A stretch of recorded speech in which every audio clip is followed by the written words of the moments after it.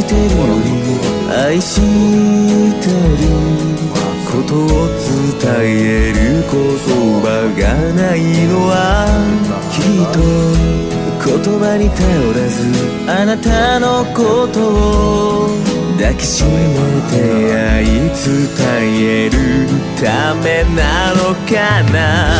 あなたはいつも絶え間なく優しく包み込むような愛をくれる。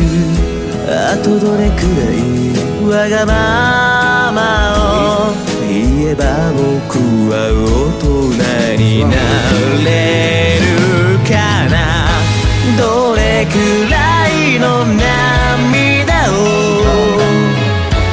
生き返ってあなたは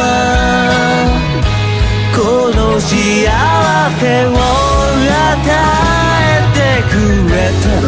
見当もつかないけど溢れてく想いと溢れられてく想いの天秤が水平線を隠すようにゆらゆらと揺れている。